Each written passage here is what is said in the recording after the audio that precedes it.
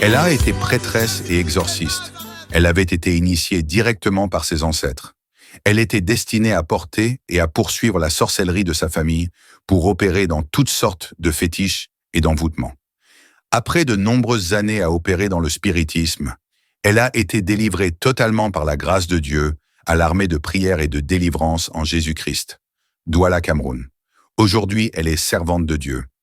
Nous vous invitons à suivre ce témoignage et à le partager afin d'édifier un frère ou une sœur. Soyez abondamment bénis au nom de Jésus-Christ.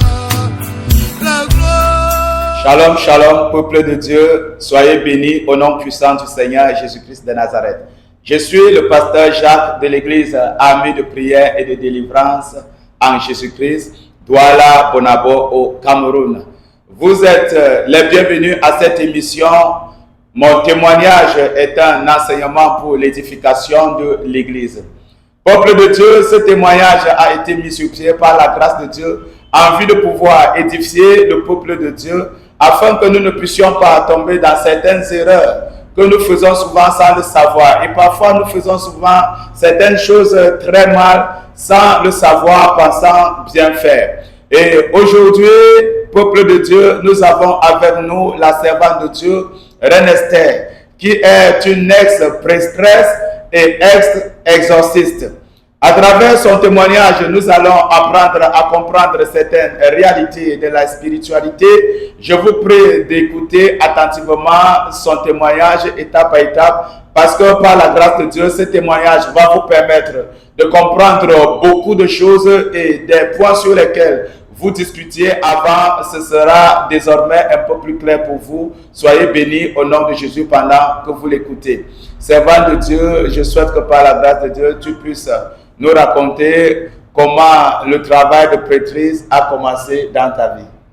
Shalom, shalom, peuple de Dieu. Je suis la servante de Dieu, Reine Esther, de l'église Armée de prière et de délivrance en Jésus-Christ, Douala, Cameroun. Je vais un peu venir vous relater mon témoignage de ce que j'étais, car avant j'étais prêtresse et ex-exorciste et tout ça. Je vais un peu vous parler de comment ça a commencé et comment ça a évolué. Voilà.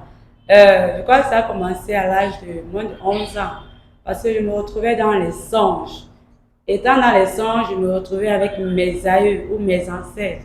C'était eux ce qu'on appelait les esprits de mort.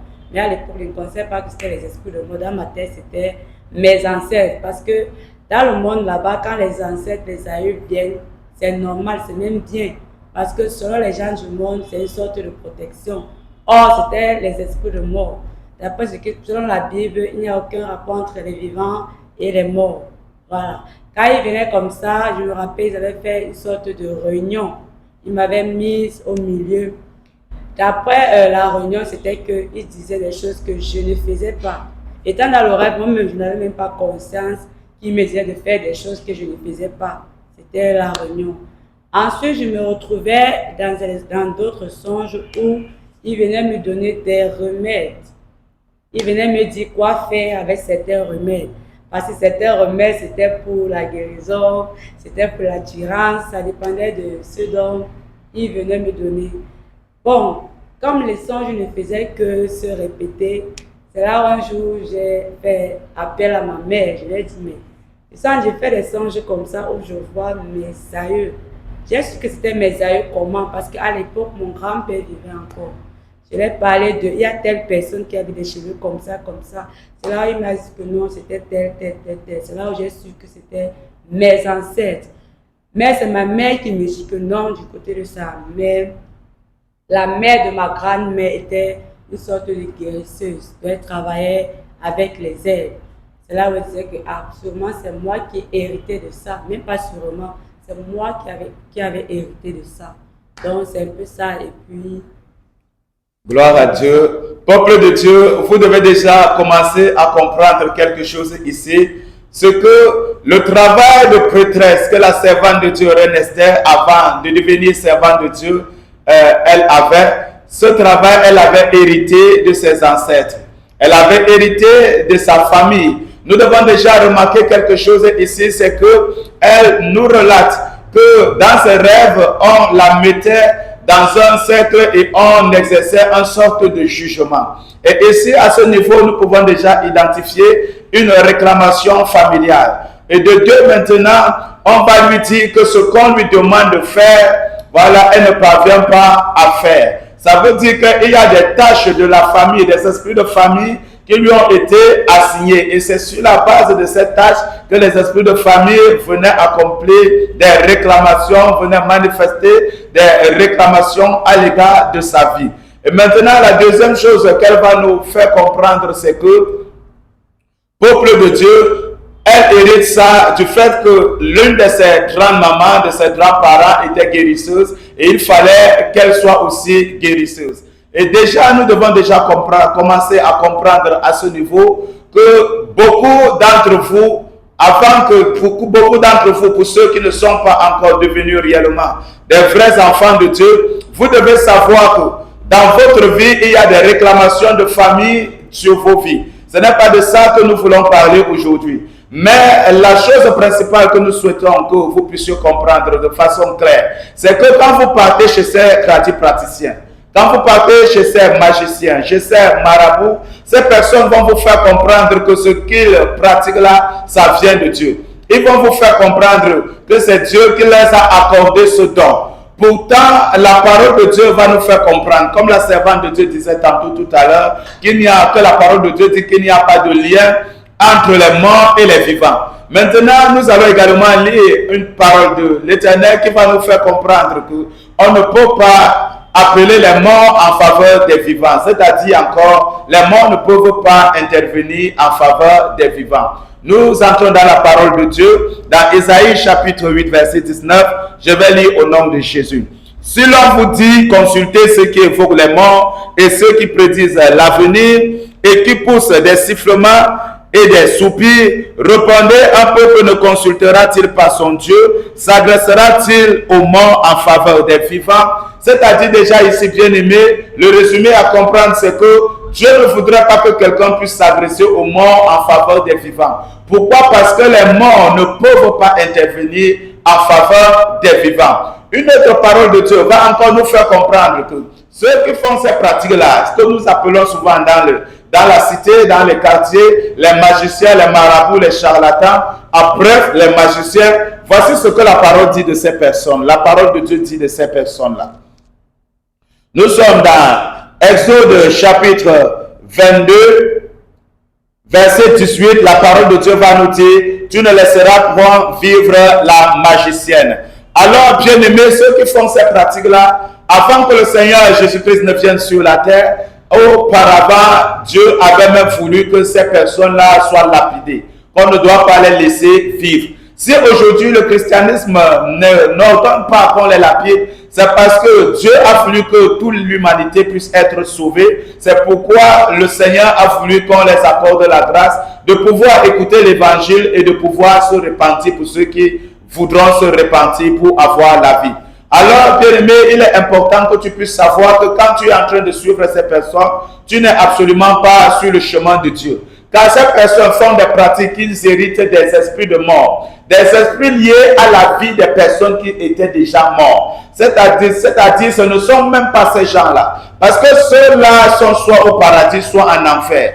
Car qui que ce soit est parti de la terre, il n'y a que deux chemins, le paradis ou l'enfer. Mais les esprits liés à la vie de ces personnes-là, qu'on appelle les esprits de mort, voilà, vont continuer à œuvrer comme si c'était ces personnes-là. Et c'est ce qui s'est passé avec la vie de la servante de Dieu, Reine Esther. Ces esprits-là venaient lui donner les choses qu'elle devait faire. Et maintenant, pour mieux comprendre que ces esprits-là n'étaient pas des esprits liés à Dieu, elle va essayer de nous faire comprendre de façon claire ce que ces esprits-là lui l'enseignaient de faire. Ces médicaments-là, c'était pour faire quoi? Et là, nous allons essayer un peu de mieux comprendre l'originalité de ces esprits, d'où venaient ces esprits.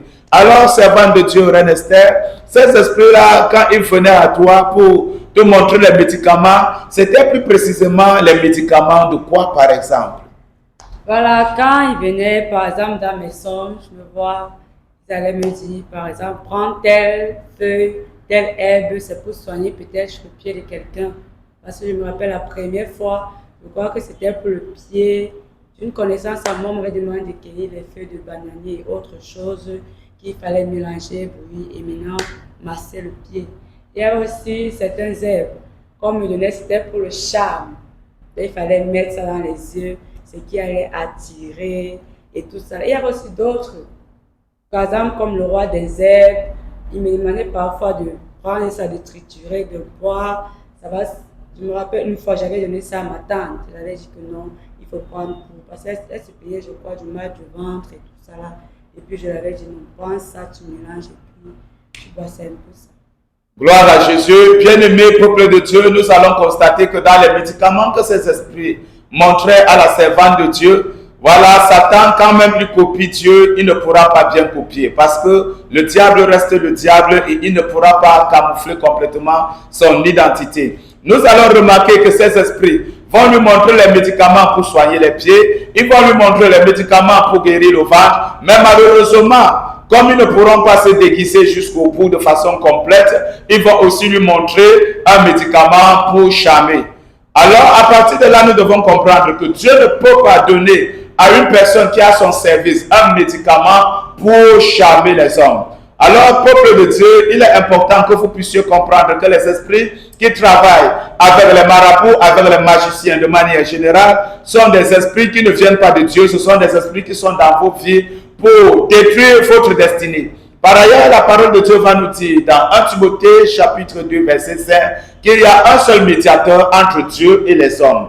Alors en réalité, il n'y a que le Seigneur Jésus-Christ seul qui est le médiateur entre Dieu et les hommes. Les esprits de nos parents ne peuvent pas se mettre en médiation entre nous et Dieu. Les esprits de nos ancêtres ne peuvent pas assumer cette responsabilité. Seul le Seigneur Jésus a été établi par Dieu pour être le médiateur entre lui et l'humanité. Alors, bien aimé, la suite des témoignages de la servante de Dieu va rendre ces choses encore plus claires, plus explicites. Pour ceux qui ne comprennent pas encore ces choses, nous vous invitons déjà de suivre étape par étape l'ensemble de ces témoignages.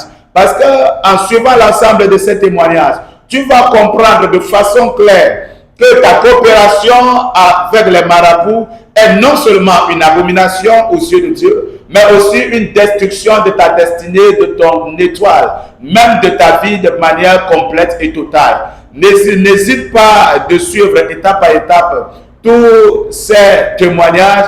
Et bien aimé, les points que tu ne comprends pas encore, ne condamne pas encore, le meilleur est encore à venir dans la suite de ces témoignages. À travers ces témoignages, tu auras une position claire pour ce qui concerne ta relation avec Dieu d'une part et la qualité de ce qui peut être une relation entre toi et les marabouts ou encore les magiciens, comme la parole de Dieu les appelle. Il est donc impératif que tu puisses comprendre, bien-aimé, que tout ce que tu fais avec le marabout, ce sera pour te détruire et que le marabout n'est jamais au service de Dieu. Si la servante de Dieu, Reine Esther, n'avait pas été appelée par Dieu à son service, ou encore si au cours de sa vie, le Seigneur ne lui avait pas accordé la grâce de connaître la vérité pour qu'aujourd'hui elle puisse se repentir et devenir servante de Dieu dans la vérité, c'est qu'elle serait maintenant au quartier en train de dire à ses clients, comme beaucoup de magiciens, beaucoup de marabouts ont l'habitude de vous dire, j'ai reçu ça de Dieu. C'est Dieu qui m'a accordé ça. Et vous, quand vous voyez ces guérisons qu'ils opèrent, ça vous séduit.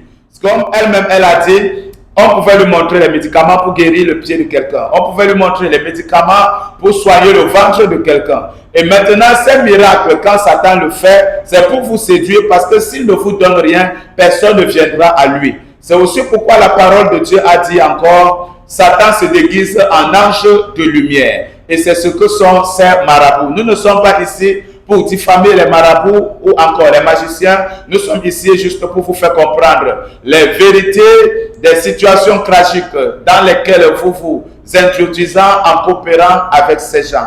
Répentez-vous et soyez bénis pendant que vous allez continuer à suivre étape par étape la suite des témoignages de la servante de Dieu. Et la suite, dans la suite, vous allez également découvrir ce qui concerne l'exorcisme et qui va également dans le même sens. C'est-à-dire ceux-là qui suivent les marabouts et ceux-là qui suivent les exorcismes sont des personnes prises dans des pièges très graves, très terribles. Soyez bénis au nom de Jésus.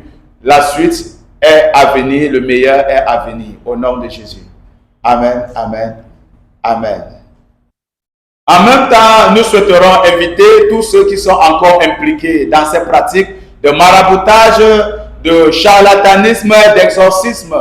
Alors, pour ceux qui ne savent pas, prenez le dictionnaire, vous allez découvrir là que l'exorcisme, ce sont des pratiques de rituels à travers lesquels les gens ont des interactions avec des démons. Pour ceux qui ne le savent pas, vous devez donc comprendre que l'exorcisme, ce sont des pratiques complètement démoniaques, tout comme le maraboutage. Par ailleurs, encore, la parole de Dieu nous dit, dans Apocalypse chapitre 8, 21, que pour les lâches, les introduits, les abominables, ainsi de suite, les enchanteurs et tous les idolâtres, leur part sera dans les temps de feu et de soufre, ce qui est la seconde mort. Ça veut dire que Dieu est en train d'envoyer ce message à ceux-là qui pratiquent l'enchantement, c'est-à-dire les marabouts, les praticiens, les exorcistes, que votre part sera dans les temps ardents de feu et de soufre. Il est encore temps que vous puissiez vous repentir. Ceux qui faisaient ces pratiques avant la venue de Jésus, Dieu ordonnait qu'on ne les laisse pas la vie. Mais pour vous qui vivez dans ce temps-ci sous la grâce, puisque le Fils de Dieu a donné sa vie pour que le Père puisse manifester une grande miséricorde envers l'humanité, le Seigneur vous tend encore la main et vous dit, à ce jour, répentez-vous et arrêtez d'égarer les gens comme vous-même vous êtes déjà égarés. Il dit ça dans sa parole, voici je me tiens à la porte et je frappe. Si quelqu'un entend ma voix et ouvre la porte, j'entrerai chez lui, je souperai avec lui et lui avec moi. Toi qui es encore impliqué dans le maraboutage, toi qui es encore impliqué dans le charlatanisme, dans les pratiques de magie, le Seigneur ne va pas tolérer tes pratiques. Parce que tu es une personne égarée. Mais non seulement pas, ce n'est pas toi ce qui est égaré, mais tu es aussi un ministre du diable qui travaille efficacement pour le diable, pour l'avancement de son royaume. Et vous, peuple de Dieu qui écoutez ces choses, vous devez le savoir que le diable est autant dangereux, que le marabout, est autant dangereux qu'un démon. Le marabout est un évangéliste du diable. L'occultiste, lui, il pratique son occultisme en cachette. Mais le marabout le fait à ciel ouvert, voilà, et personne ne peut soupçonner ses crimes. Alors, chers marabouts, chers praticiens, nous ne sommes pas contre vous, nous vous aimons tellement, et c'est par la manifestation de cet amour que nous vous appelons à la repentance. Repentez-vous, le Seigneur Jésus vous aime. Arrêtez de vous tromper vous-même et de tromper ceux qui vous écoutent, de tromper ceux qui vous suivent, de tromper ceux qui pensent que vous pouvez les aider. Alors que vous-même, vous savez très bien que vous trafiquez avec le diable. Vous savez très bien que vous ne pouvez rien donner aux gens. Puisque vous-même, vos propres vies, vous ne pouvez pas vous aider vous-même. Mais vous réussissez quand même à prétendre pouvoir aider les autres. Et vous qui écoutez, apprenez et comprenez. Ayez du discernement. Quand vous partez chez ces marabouts, vous pouvez vous-même souvent constater que eux, ils ne peuvent pas transformer leur propre vie. Mais vous attendez qu'ils vont transformer vos vies, qu'ils vont améliorer vos vies. Tandis que leur propre vie, ils n'ont pas pu l'améliorer. Mais quand même, ils pourront améliorer leur propre vie. La parole de Dieu dit, ils sont voués à l'extermination. Leur part sera dans les temps ardents de feu et de soufre. C'est pourquoi encore, marabouts, charlatans, augures, devins, tous ceux-là qui sont impliqués dans l'exorcisme, repentez-vous maintenant que vous avez encore votre souffle de vie en vous, car demain, il sera tard. Si vous ne voulez pas vous repentir, arrêtez au moins d'égarer le peuple de Dieu, d'égarer ces faibles brebis de Christ qui viennent désespérément chercher des solutions, ne sachant pas qu'ils viennent se faire inscrire sur la liste des enfers. Repentez-vous, soyez bénis pendant que ce message peut avoir une place dans vos cœurs, peut avoir une place dans vos esprits. Et si vous avez des questions, n'hésitez pas à nous contacter, que ce soit ceux qui sont marabouts et qui se posent la question, est-ce qu'ils peuvent se repentir? Est-ce que Dieu peut les accepter? Quelle que soit la gravité de ce que tu as eu à faire, chers frères, chères sœurs, qui est marabout, qui est magicien ou magicienne, sache-le bien, le Seigneur Jésus est très prêt à te pardonner. Si dans ton cercle de sorcellerie, là-bas on t'a dit que si tu te répands, on va te tuer, tu vas mourir, ils sont en train de te tromper. Si tu te répands, le Seigneur Jésus-Christ va te pardonner et il va te secourir. Et si tu hésites encore, tu peux nous contacter. N'hésite pas de nous contacter. Le Seigneur Jésus te tend la main et sa main est encore tendue et ça reste tendu jusqu'à ce que tu acceptes de prendre sa main. Au nom de Jésus, soyez bénis. Amen. Amen. Le Seigneur a bien voulu organiser ce programme d'enseignement par les témoignages de la vie de ses enfants pour qu'une âme soit bénie, pour qu'une âme soit enseignée, pour qu'une âme soit édifiée, pour qu'une âme soit sauvée. Nous vous prions d'écouter et d'être édifiés afin que le Seigneur Jésus-Christ puisse vous bénir. Au nom de Jésus-Christ. Amen. Soyez connectés. Connectez-vous massivement À se connecter. Soyez connectés. Soyez connectés à ce programme. Soyez connectés. Massively connected for this program. Soyez connectés. I pray you all to be connected at this program. Soyez connectés pour ce programme. Soyez connectés. Non. Soyez nombreux et nombreuses à vos connexions. Soyez massivement connectés. Soyez massivement connectés. Soyez connectés massivement au nom de Jésus.